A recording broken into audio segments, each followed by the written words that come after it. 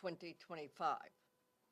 At approximately 3:15 a.m., NOPD officers assigned to the special event covering the New Year's Eve, as well as the Sugar Bowl, responded to an incident involving a white pickup truck in the 300 block of Bourbon. As officers surrounded the vehicle, the driver fired at them. In response, Sergeant Nigel Daggs, along with officers Christian Byer and Jacoby Jordan, returned fire. They killed the terrorist. He was pronounced deceased on the scene. During the incident, Officer Jacoby Jordan and Officer Joseph Rodrigue, who did not discharge his firearm, but they both sustained wounds to their thighs. They were transported to the hospital for treatment and have since been released. Officer Rodrigue also suffered a broken shoulder. In accordance with NOPD policy, all officers involved in this incident were placed on an administrative reassignment. However, this morning, I have removed them from the reassignment, and they are cleared for full duty status. The NOPD Public Integrity Bureau's Force Investigation Team, which is behind me, is the lead in doing the administrative investigation of this officer-involved shooting. The FBI remains in charge of the investigation of the overall scene. Again, I wish to honor our national heroes and our New Orleans treasured officers. They are Sergeant Nigel Daggs. He is a 21-year veteran.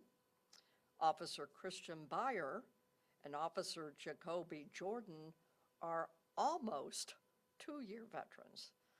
Officer Byer is 1 year and 11 months. And Officer Jordan is also a 1 year and 9-month veteran.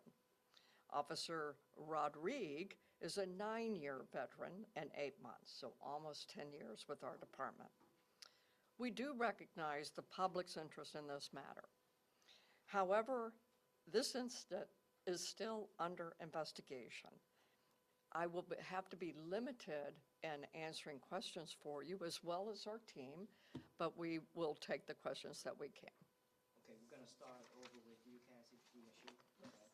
I mean, so obviously officers are doing okay now. How are they doing mentally going through something like this?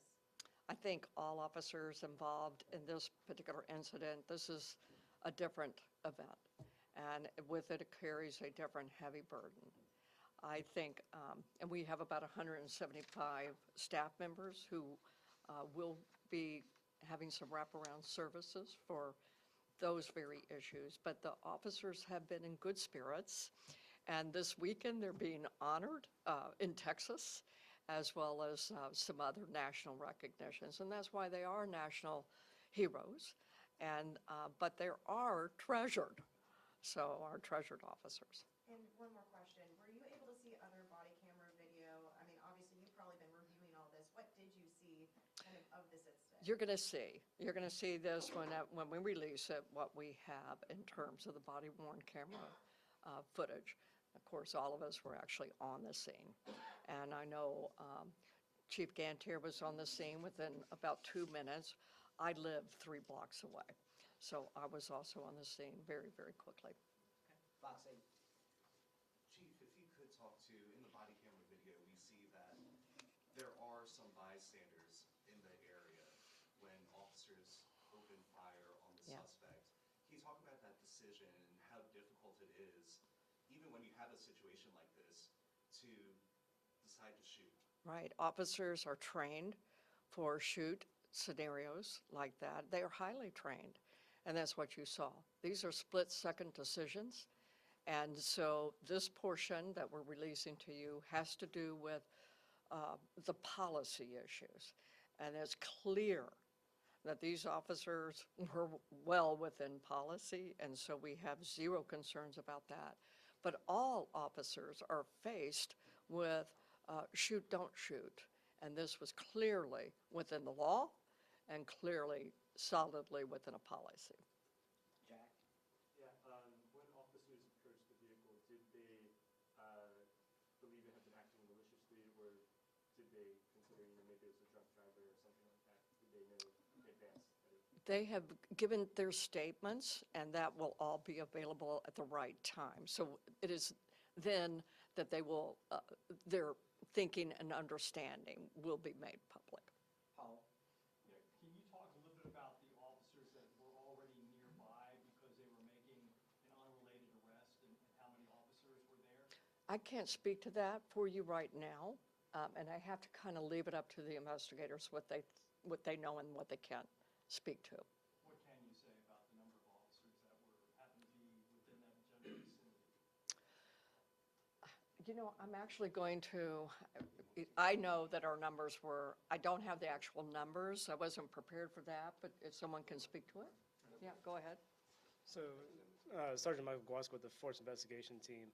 As far as it pertains to the actual number of officers, that's a hard question to give a true answer just based upon how much of a radius we're going to determine are considered officers in the immediate area.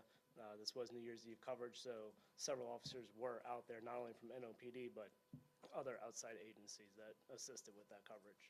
Okay, 26? Good morning, Chief. Just in general terms, what is the department taking from this incident and learning from it?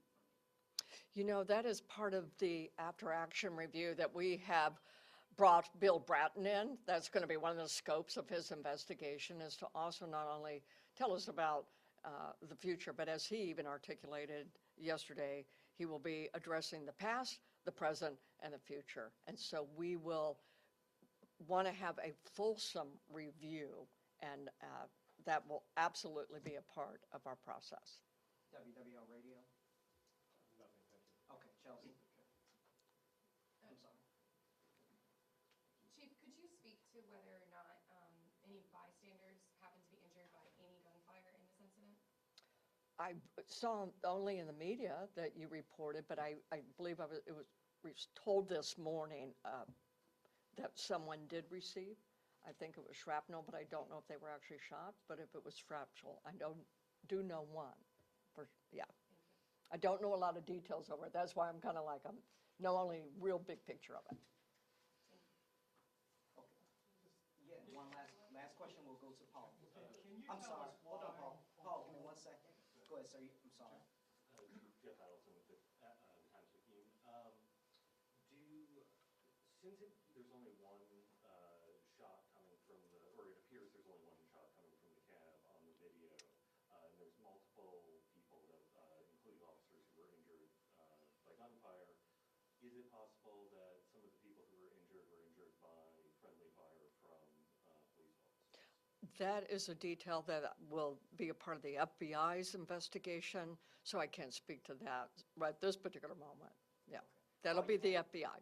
You have one last question, and we'll wrap it up. Chief, were you aware that a truck was not being used to block that entrance, and it was a police car rather than a truck, which is what the plan called for? Well, that's going to be a part of all of the investigative review, and I am going to be answer any and all questions during the investigations, and then the results of that will be made public. Was the plan to have a truck there, though? I Okay, cannot thank you, speak to guys. that, I'm sorry. Thank you for coming out, we appreciate it. Thank y'all. Okay, all right, thank you. All right.